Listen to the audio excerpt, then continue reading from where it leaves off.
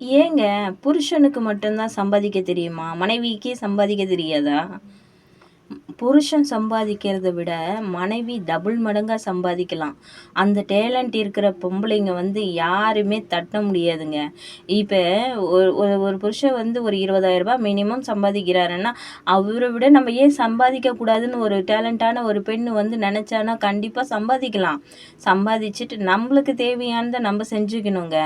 எல்லாமே அவங்கள நம்பி எல்லாம் நம்ம வாழவே கூடாதுங்க.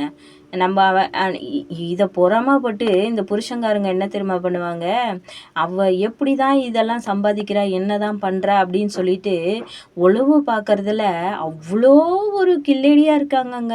என்ன பண்றா? ஏது பண்றா? அப்படின்னு. ஏங்க காட்டணும்? புருஷன் ஒரு ரூ. 10 தர்றதுக்கு மனைவிக்கு ஒரு உரிமை இல்லாம போனா, அப்போ மனைவி மட்டும் எப்படிங்க?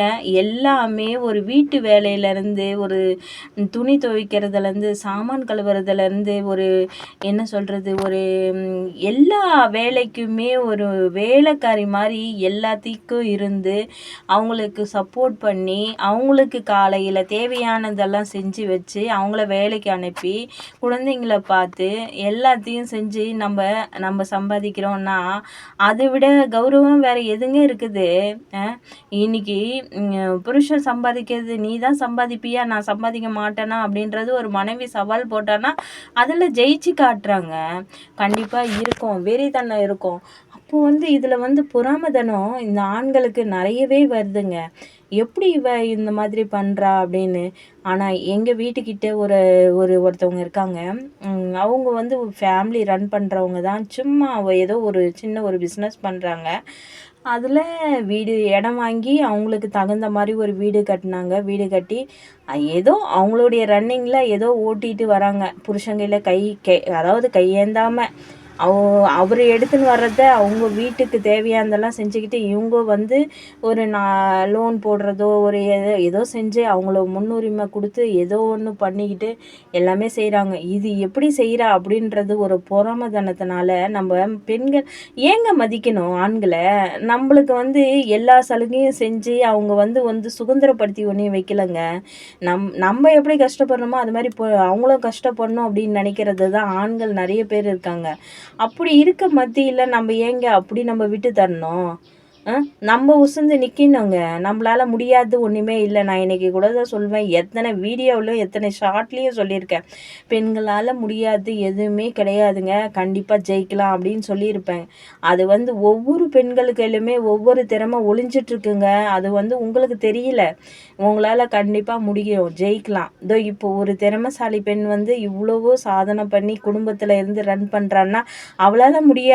நம்ம பெண்களால வந்து எல்லாராலயுமே முடியுமே. எல்லாருக்கும் ஒரு ஒரு சாதனை, எல்லாருக்கும் கடவுள் ஒரு ஒரு அதாவது வரப்பிரசாதம் குடுத்துருக்காருங்க. அத புரிஞ்சுக்கோங்க. எல்லாருமே புரிஞ்சுக்க வேண்டியது தான். அது மாரி எவ்வளவோ இருக்குதுங்க வாழ்க்கை பாடத்துல. தோல்வி மட்டும் அடையக்கூடாது.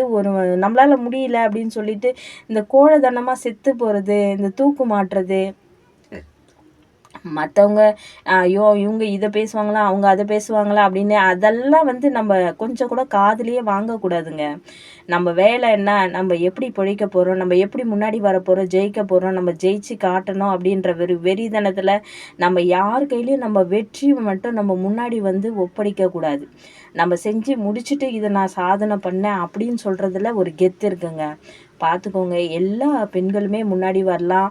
நான் அத தான் சொல்வேன். இங்க யாருக்கும் வந்து திறமை இல்லாம இல்லங்க. கண்டிப்பா ஜெயிக்கலாம். பாய்.